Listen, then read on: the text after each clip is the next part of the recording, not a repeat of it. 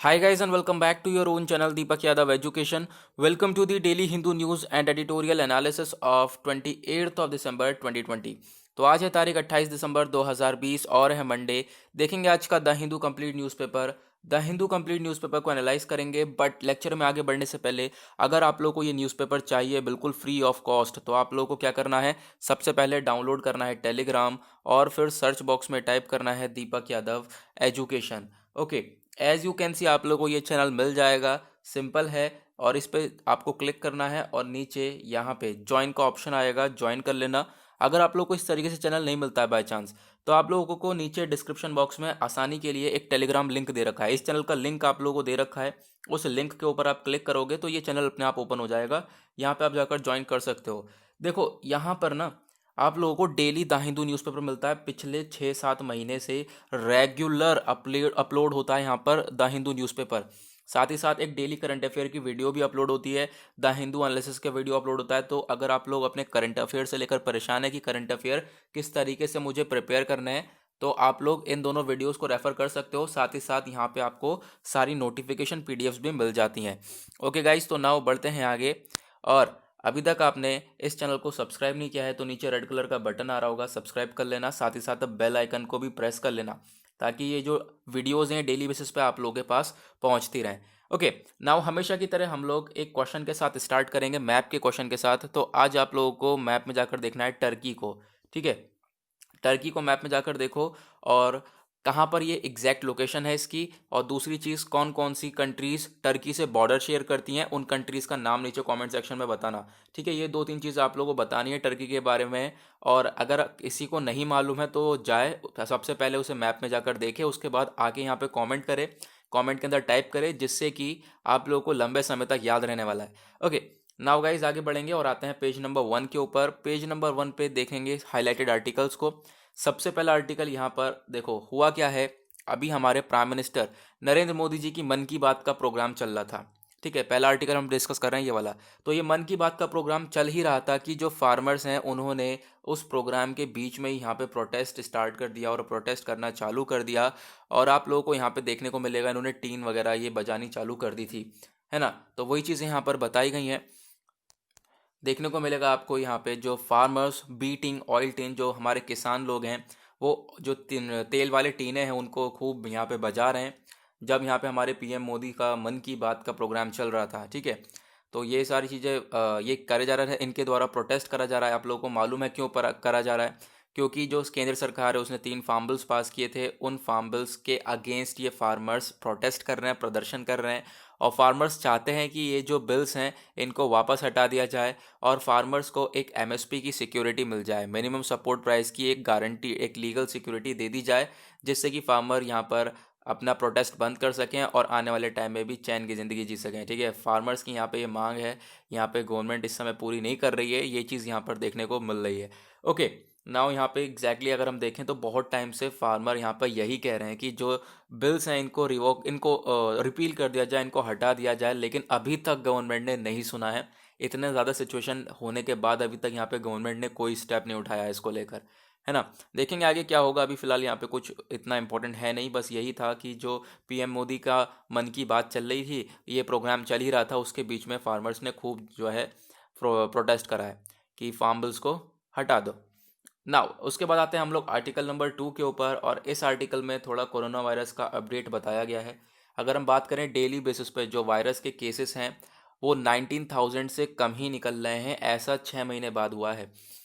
6 महीने बाद हम लोग देख रहे हैं कोविड-19 के केसेस लगातार ड्रॉप डाउन हो रहे हैं, लगातार केसेस डाउन हो रहे हैं, गिर रहे हैं। काफ़ी अच्छी बात है, ठीक है। ये आप अपना कर्व देख सकते हो, ये जुलाई में कैसा था कर्व। यहाँ पे केसेस जो हैं डेली बेसिस पे लाखों लाखों केस निकलते थे, ठीक है, लाखों लाखों केस निकल रहे थे इस तरीके से। फिर अभी आज के टाइम पर आप देखोगे तो दिसंबर के टाइम पर ये कर्व हो चुका है नीचे की साइड, यानी कि केसेस आज के टाइम पर बहुत कम ही से निकल रहे हैं, या फिर अगर हम पहले के मुकाबले देखें तो ना के बराबर केसेस निकल रहे हैं, ठीक है। और यहाँ पे आप लोगों को देखने को मिलेगा बहुत सारी जो स्टेट्स वगैरह बताए गए हैं, कहाँ कहाँ पर कितने कितने केसेस हैं। ये आपके लिए इम्पॉर्टेंट नहीं है, बट यही जानना है कि जो कोविड के केसेस है वो काफ़ी हद तक कंट्रोल में हो रहे हैं, डाउन हो रहे हैं। काफ़ी अच्छी बात है, एक बार को अगर ख़त्म ही हो जाए तो ज़्यादा बेटर रहेगा सभी लोगों के लिए। ओके, ना उसके बाद एक इंटरेस्टिंग आर्टिकल, ये देखो, ये सबसे इंटरेस्टिंग आर्टिकल आज का है क्या। देखो देखो, इंडिया और चाइना के बीच में, ध्यान से सुनना, इंडिया और चाइना के बीच में डिस्प्यूट चल रहा है आज के टाइम पर, है ना। आज के टाइम पर विवाद चल रहा है, कहाँ पर, एलएसी को लेकर, एलएसी के ऊपर, लाइन ऑफ एक्चुअल कंट्रोल पर। फिर वहाँ पे आप काफ़ी सारे नाम पढ़े हमने, गलवान वैली, ठीक है, और फिंगर 4 और पॉइंट 4, फिंगर 2, इस तरीके से हमने काफ़ी सारी चीज़ें पढ़ी हैं वहाँ पे जो वैलीज़ हैं, ठीक है, जम्मू कश्मीर में। तो देखो अब क्या दिमाग लड़ाया गया, इंडिया चाइना का देखो विवाद तो चल ही रहा है, ये डिस्प्यूट तो चल ही रहा है, लड़ाइयाँ आपस में चलती रहेंगी क्योंकि रिलेशन बिल्कुल ख़राब हो चुके। ये साल पूरा का पूरा लड़ाइयों में निकल गया इंडिया चाइना के। नाउ ये जो दिल्ली बेस्ड शू मेकर, यानी कि दिल्ली के अंदर जो जूते बनाने की कंपनी है, उसने क्या करा, उसने इस्तेमाल कर दिया अपना इमोशनल कनेक्ट। उसने इमोशनल कनेक्ट को इस्तेमाल करा ताकि जो जूते की सेल है वो बढ़ सके, जूते की बिक्री बढ़ सके। तो पता है शूज़ का नाम क्या रख दिया, शूज़ का इसका नाम रखा है गालवान, ठीक है गालवान शूज़, इसका पॉइंट 4 शूज़। और भी ढेर सारे शूज़ हैं जिनका वहाँ की वैलीज़ के ऊपर नाम रख दिया, जो कि इंडिया चाइना का जहाँ पर डिस्प्यूट है, ठीक है, जहाँ पर इंडिया चाइना के बीच में लड़ाइयाँ, स्टैंड ऑफ चल रहा है, ठीक है। तो यहाँ पर यही बताया गया कि अपनी सेल्स को, अपनी बिक्री को बढ़ाने के लिए, एक इमोशनल कनेक्ट देने के लिए, कि लोग इमोशनली कनेक्ट हो जाएं, तो उसके लिए अलग अलग नाम से जो है, अलग अलग वैलीज़ के नाम से शूज़ निकाल दिए हैं। ये आपको मैंने गलवान वैली ब्लैक और चेरी कलर में ठीक है। तो यहाँ पर ये था आर्टिकल। ना आगे बढ़ेंगे उसके बाद हम लोग, और नाउ आएंगे पेज नंबर 8 के ऊपर, और यहाँ पर है एक दो आर्टिकल डिस्कस करने के लिए।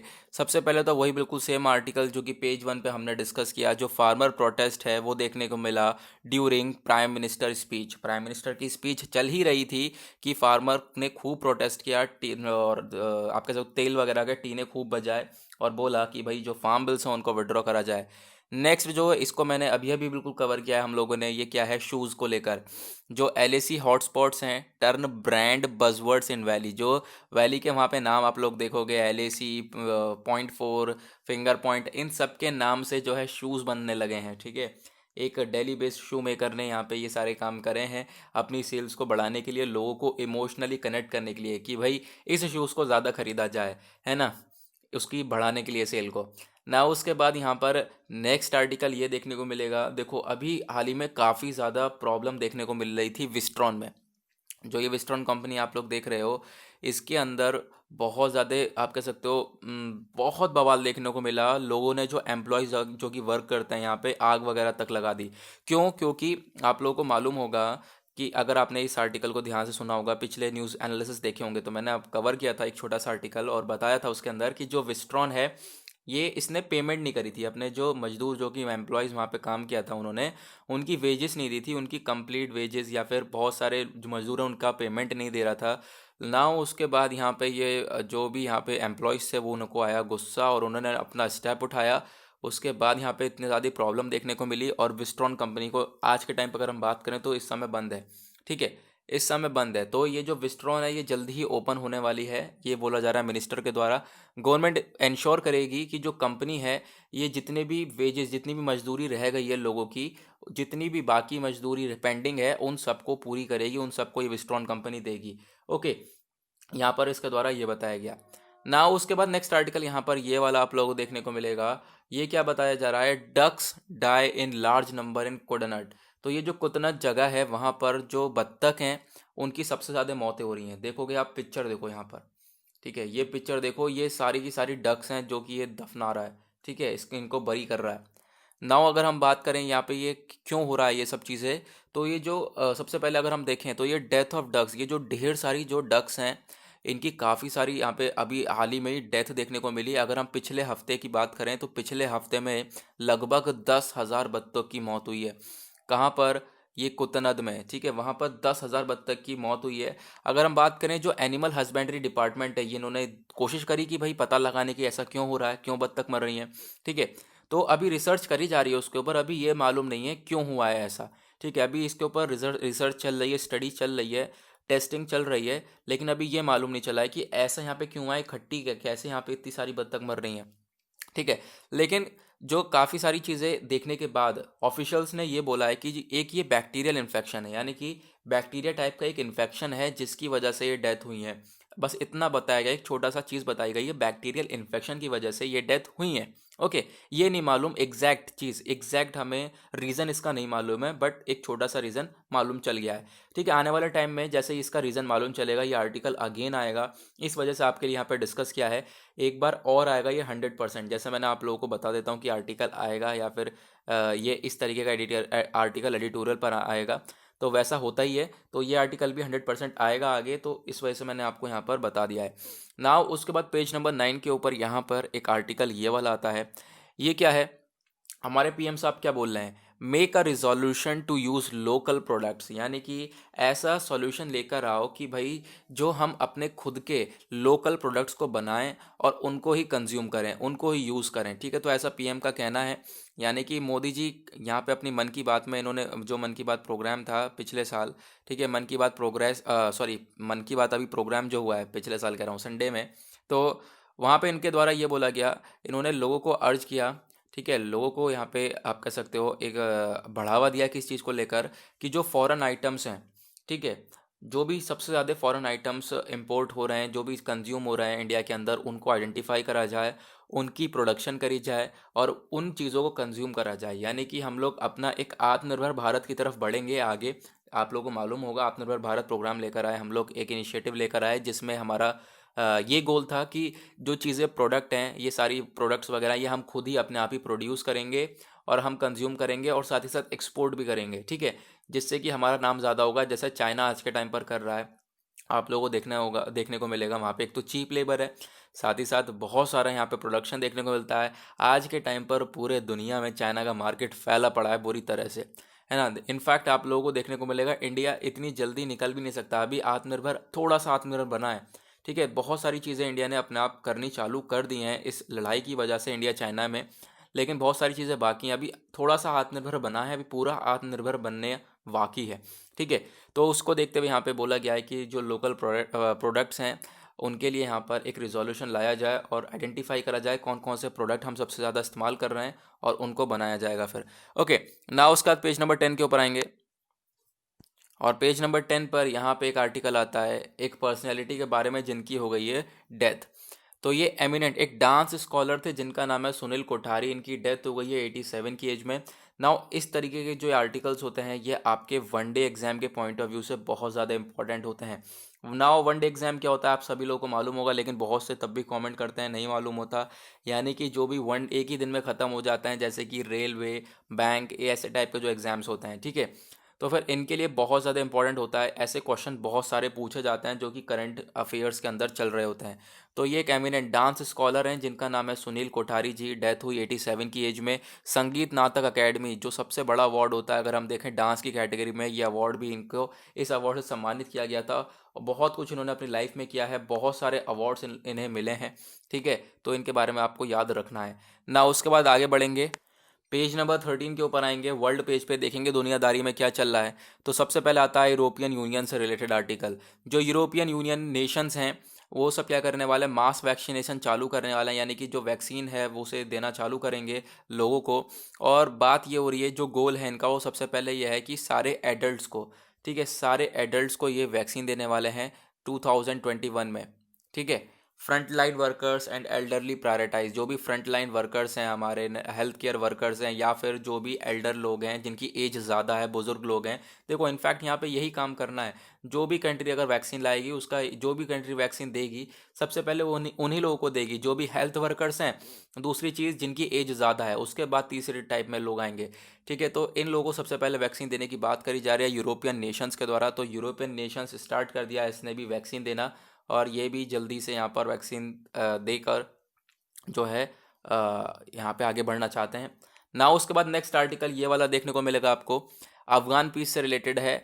अफगान पीस टॉक्स जो है ये रिज्यूम करी गई है दोहा के अंदर। देखो होता क्या है, अफगानिस्तान में एक आप कह सकते हो इस्लामिक फंडामेंटलिस्ट ग्रुप है जिसका नाम है तालिबान। ठीक है, तो यहाँ पर इन दोनों के बीच में बहुत ज़्यादा टसल रहता है। बहुत ज़्यादा डिस्प्यूट रहता है अफगानिस्तान और तालिबान के बीच में, तो फिर इन दोनों के बीच में शांति नहीं बनती कभी भी। तो उस शांति को लेकर काफ़ी सारी बातें हो रही है, काफ़ी जैसे इंडिया और चाइना हो गया ना, ये तो कंट्रीज़ हो गए दो अलग अलग, ठीक है। वैसे ही उस तरीके से अफगानिस्तान और तालिबान में आपस में बन नहीं रही है बिल्कुल भी।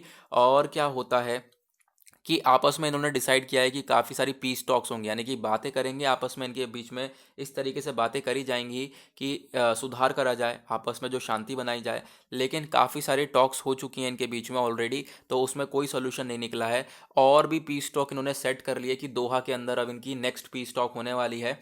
दोहा के अंदर अगली जो है ये ऊपर बातचीत करेंगे इस चीज़ को लेकर कि भाई कैसे शांति बनाए रखेंगे, तो उसके बारे में यहाँ पर बताया गया है। ओके, नाउ मैप का एक क्वेश्चन आपको जो टर्की दिया हुआ है उसको जाकर ज़रूर देखना, मैप का क्वेश्चन आपके लिए बहुत ज़्यादा इंपॉर्टेंट है।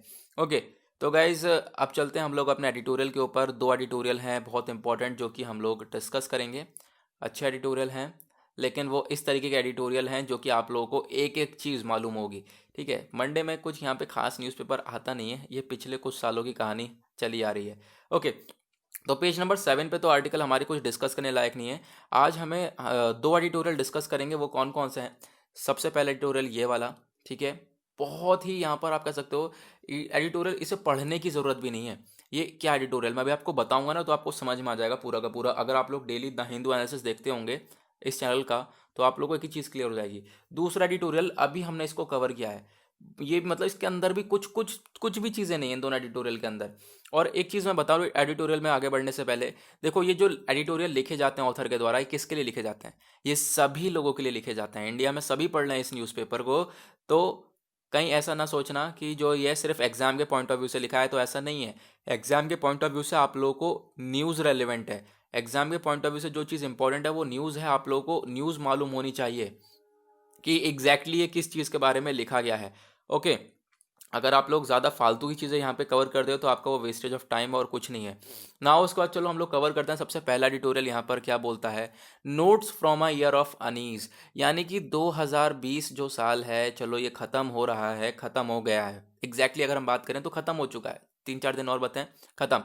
तो फिर क्या होगा, ये 2020 के अंदर क्या क्या डिस्प्यूट देखने को मिला है हम लोगों को, 2020 के अंदर क्या क्या हुआ है, ये सब यहाँ पर बताया गया है। तो मैं एक एक करके बताऊंगा, आप लोग सब एक चीज़ क्लियर होते चले जाएगी। देखो 2020 के अंदर जो सबसे बड़ी सिचुएशन जो कि इंडिया ने फेस करी, पैंडेमिक, कोरोना वायरस।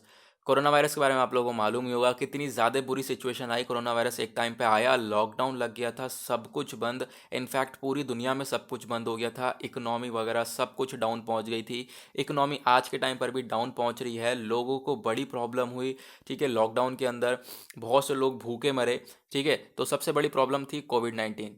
दूसरी यहाँ पे क्या बताया गया है, देखो पेंडेमिक के बाद एक दूसरी बहुत बड़ी प्रॉब्लम जो 2020 के अंदर देखने को मिली, वो इंडिया चाइना।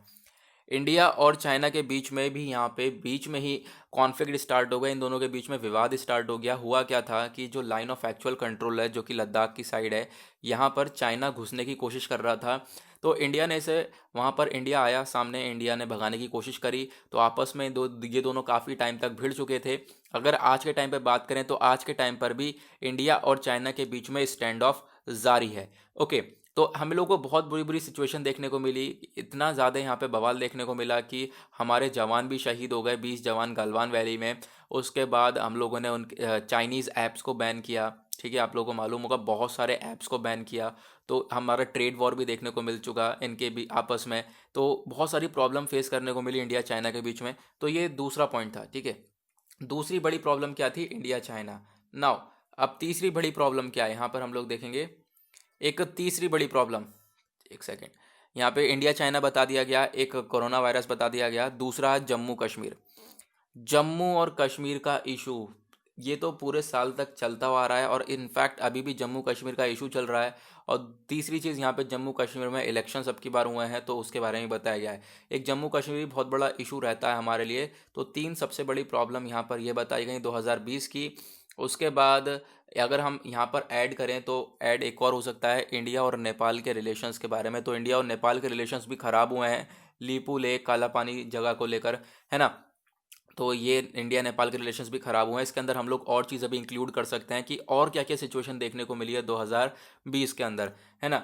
नाउ उसके बाद यहाँ पर तीन चार चीज़ें थी जो कि इंपॉर्टेंट थी, और अगर हम उसके बाद यहाँ पे बात करें 2020 हमारे लिए एक तरीके से और भी बहुत बुरा रहा। 2020 वो एक बैड ईयर क्यों रहा, क्योंकि जितने भी इंडेक्सेस आए, देखो जैसे कि ग्लोबल इकोनॉमिक फ्रीडम इंडेक्स हो गया, या फिर ह्यूमन डेवलपमेंट इंडेक्स हो गया, या फिर हंगर इंडेक्स हो गया, इसकी भी अगर हम बात करें एक हंगर इंडेक्स की रिपोर्ट भी आई थी अब की बार।